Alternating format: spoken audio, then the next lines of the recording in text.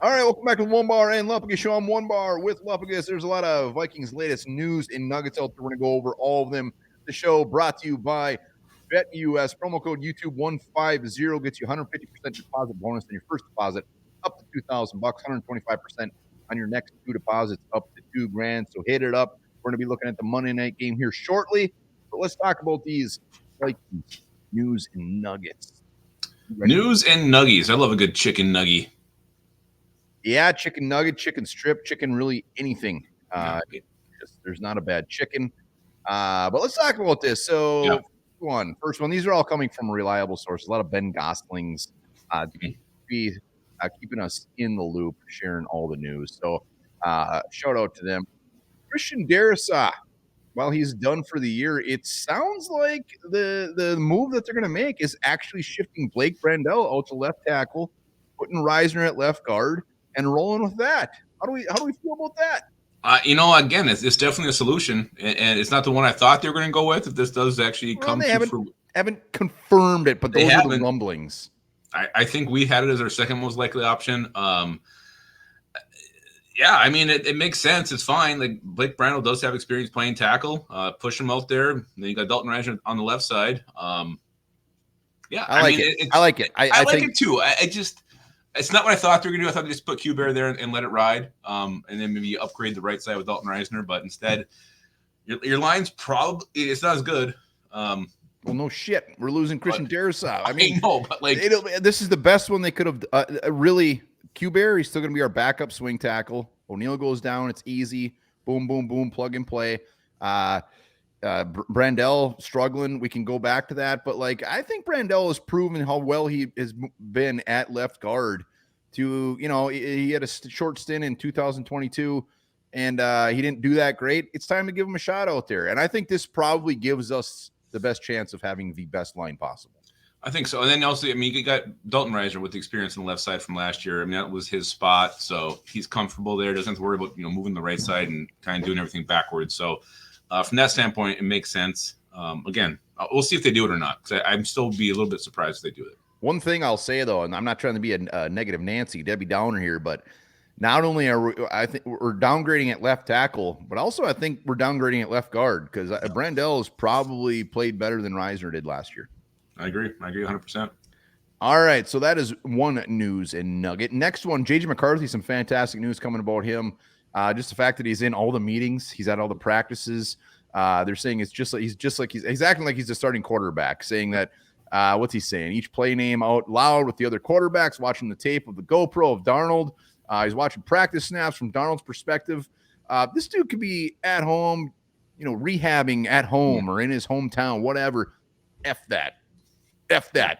I love J.J. McCarthy. He's there on the sidelines, and I love the fact that Vikings are treating him this way. Like, they know he's the future. KOC came out and said it. As soon as he was hurt, he goes, "We know we found the guy," and now they're treating him like the guy. This is what you can do when he cannot actually get on the field. Do everything else. Get him acclimated to how you travel. How does that look like?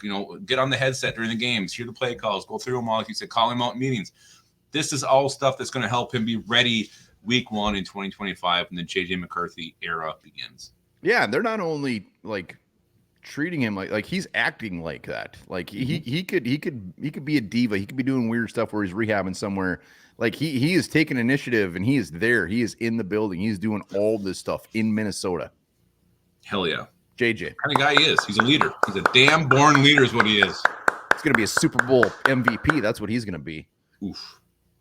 All right, another one. This came from Diane Rossini. She said the Vikings would love to add a piece to their defense at the trade deadline. One player she fully expects to be off limits, though, is Jeffrey Simmons. Big Jeff. Yeah, Big Jeff. All right, fine. The Titans already made 2 trades. I don't know what they're going to give away. Why is he off limits? I mean, they lost by 1 million today to the Lions. And, I didn't realize his production this year is pretty much nothing. I mean, he's not trying there in Tennessee. He's making all those guys around him that much better. Harold, the Landry, whatever. I mean, that guy does nothing without Simmons. Simmons is like they can just put 4 guys on this guy. So, I mean, did she say that Dexter Lawrence is off the table? Did she say the only name she mentioned was Jeffrey Simmons? Yeah. So. I mean, so the Vikings, they decide to do the big swing, Dexter Lawrence in play. Sounds like Jeffrey Simmons is not, which is okay, fine. We'll find something else. All right. Once again, this show is brought to you by BetUS. I'd like to take a quick look over at this Monday night game. Sunday night, depending on when you're watching this, San Francisco 49ers favored by 5.5 over the Cowboys, and the Steelers favored by 6 over the Giants. Is that enough? I mean, I feel like I don't know. But yeah, the Giants Steelers game, maybe I'll pop in once in a while. That's not the most exciting game ever. And I don't understand why these teams keep getting slapped in prime time. This is probably like the 4th Giants primetime game. Yeah, I would definitely. God, that's 6 points though. I'd take the Steelers. I'm taking the Niners. I'm taking the Steelers. Hell yes. A couple other quick nuggets. Jordan Addison going on his Instagram and just puts free 3. We can all just try to guess what this means. I mean, obviously the easy assumptions are you can go completely and say he wants out of here. He's requesting a trade, or it's like, give me the ball. Free me. Yeah, I mean, okay, wide receivers, a little bit of divas. I mean, every wide receiver has a little bit of diva in them, no matter what, if they act on it or not. I get it. He wants the ball. Sam Darnold and him just are not clicking. I think Jalen Naylor actually has more targets, more yards than Jordan Addison. Addison is 14 for 231 yards and 1 touchdown in the year. Yeah. Again, it's, the way the offense has been going the first 7 games that we've been in here. I get it. You're a receiver. You want the football. You want to make plays. So he's frustrated. I 100% understand. But you know what? Let's keep that shit in house. Let's not be out there doing the Stephon Diggs, putting it on social media. Yeah, I mean, especially a guy that's been a little bit of trouble here. I mean, he's the type of, like, I look at him and just be like, you know what? Just maybe take a back seat on everything. Let everything play out. Yeah. Whatever. But yeah, it was a little disappointing. I'm not going to think too much into it. Maybe he's frustrated. I mean, he's projected.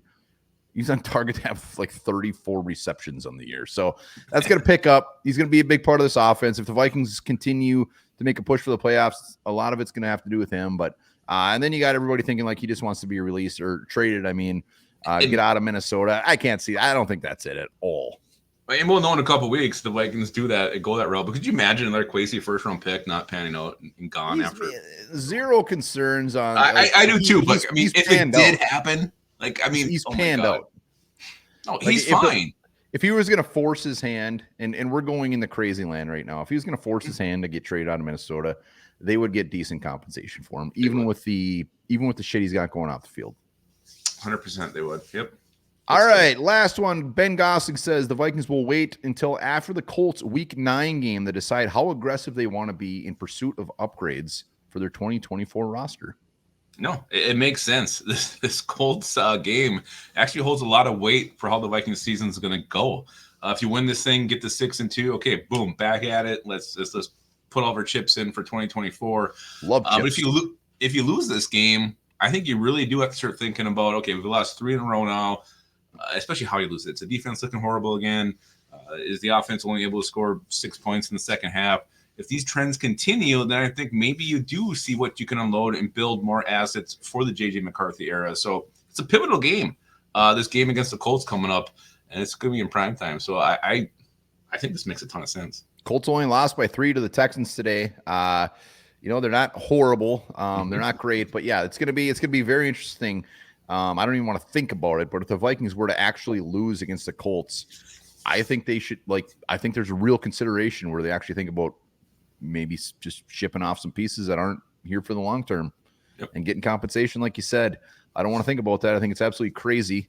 We're just 5-0 and all of a sudden we're talking about potentially trading off some players for compensation, but we'll see. We were number 1 in the power rankings, and now 3 weeks later we could be talking about trading off assets.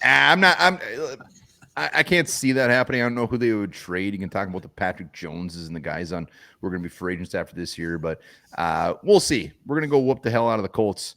We're going to go trade for freaking Dexter Lawrence or something awesome. Hell yeah. All right, news and nuggets. The bag is empty. Remember, this is brought to you by BetUS. Remember to use that promo code YouTube150 for those beautiful deposits matches. So hit it up, and we'll be back hot and heavy talking Vikings Colts all week. Hell yeah. Remember this. NFL teams consume at least 80,000 Uncrustables a season. are good.